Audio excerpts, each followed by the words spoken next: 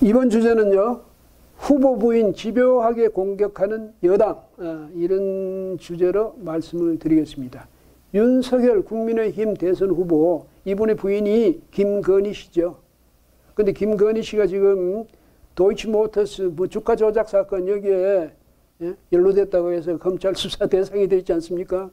그런데 민주당이요, 거대 집권 여당이 지금 윤 후보하고 이제 경쟁을 벌이는데 이재명 후보가 윤 후보한테 아주 많이 딸리고 있어요. 뭐냐면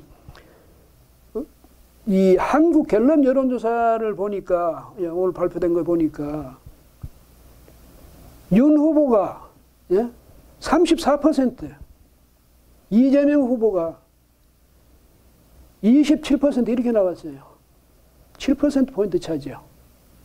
그 다음에 양자 대결을 붙여놨더니 오히려 더 벌어져 10%포인트인가 더 차이가 났어요.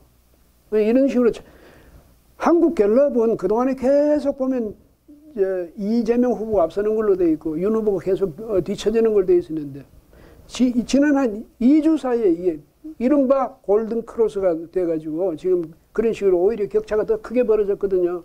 이게 왜 그렇게 했습니까? 민주당 그걸 알아야죠.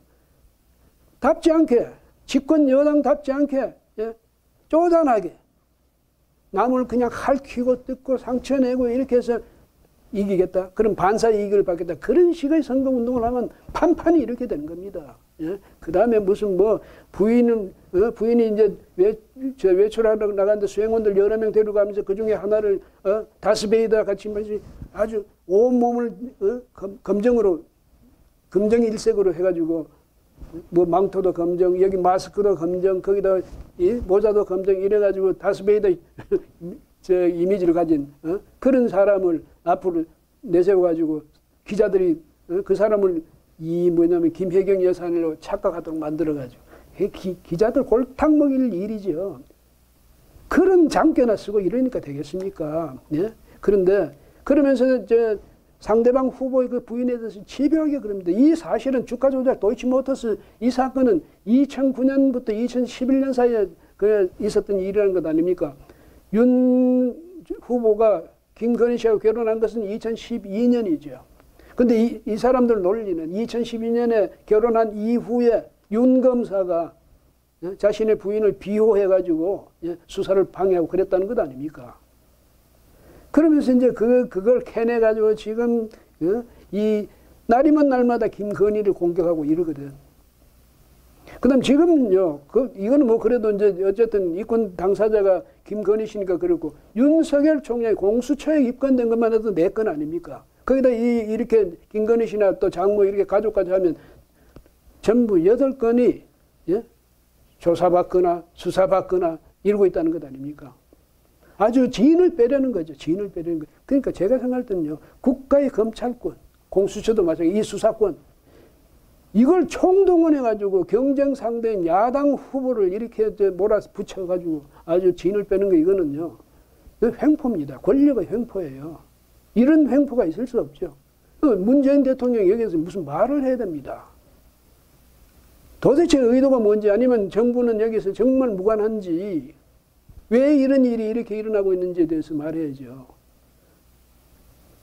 그런데 민주당 그동안 하는 거, 뭐 민주당도 그렇고 또 민주당을 지지하는 사람들도 그렇고 이른바 진보라고 자처하는 사람들 어떻게 합니까?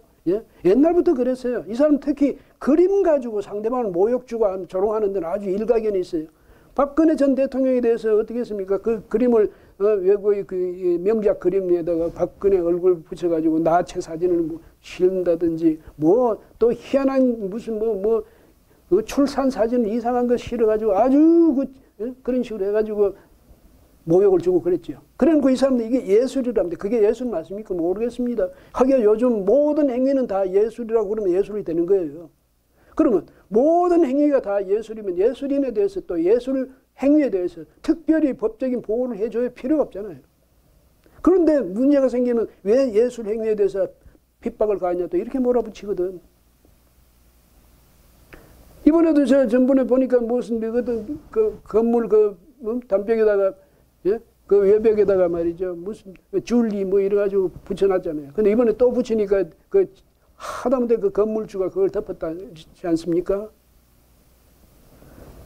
예술이란 이름 빌어가지고 이런 식으로 남을 모욕 주고 조롱하고 이런 거 이런 건 좀 해서는 안 됩니다. 그렇게 점잖지 못하게 하면 그게요. 상대방을 점잖지 못하게 상대방의 이미지를 핥혀놓으면 그 상처가 그 상대방에게 남는 게 아니라 나한테 돌아오는 거예요. 민주당이 왜 지금 뜨지 못하고 있는지 그거 보면 모르겠습니까?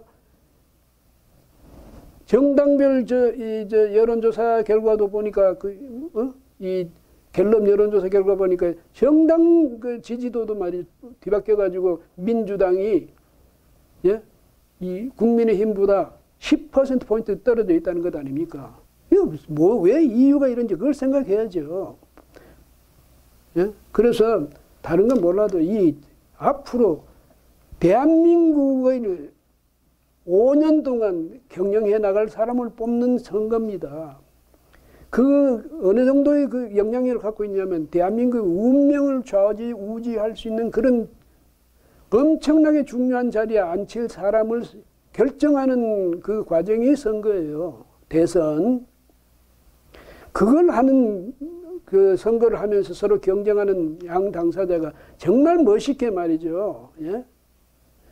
국민이 보더라도 과연 정말 자랑스럽다. 대한민국의 대통령 선거는 정말 우리 자부심을 갖게 한다. 이렇게 돼야 되는 건데 계속 나무 부인이나 핥히고 뜯고 말이죠. 두고 보자 이래가지고 싸움이나 하고 이런 식으로 대선을 치를 겁니까? 그래서 나만 이전 투구를 벌이면 나만 흙탕물 뒤집어 쓰냐 너도 뒤집어 쓴다. 같이 뒤집어 쓰자 이거예요. 국민들한테 부끄럽지도 않습니까? 세계적으로는 부끄럽지도 않아요. 거대 여당이. 그래서 특히 나무 부인 핥히고 들고 이런 거 이거 좀 그만하세요. 대한민국의 검찰 계속 존속하지요. 대한민국의 공수처 계속 존속합니다. 당신들이 만들어놨잖아요. 그러니까 이런 것을 국가기관을 믿으세요. 믿어가지고 뭐 이 선거 끝나고 나는데 얼마든지 수사를 할 수 있고 다 할 수 있다고. 그걸 믿으세요. 왜 자신들의 정부의 기관들을 자기들이 못 믿으면 그건 누가 믿으라는 겁니까? 그래서 저는 생각할 때 권고하고 싶은 건 정말 정정당당한 경쟁을 벌여서 보다 실력 있는 사람, 보다 국민에게 더 많은 희망을 줄 수 있는 사람을 대통령으로 결정하는 그런 선거로 만들겠다면 지금부터 이런 꾀죄죄한 이런 일에서는 벗어나야 됩니다. 그럼 물론 국민의힘도 그렇고 민주당도 그렇고 말이죠. 말씀드리고 싶은 거는 뭐 김혜경 여사도 그랬습니다만은 대선에서 후보들의 부인은 좀 해방시켜 줍시다. 이 문제는 여기서 마치겠습니다.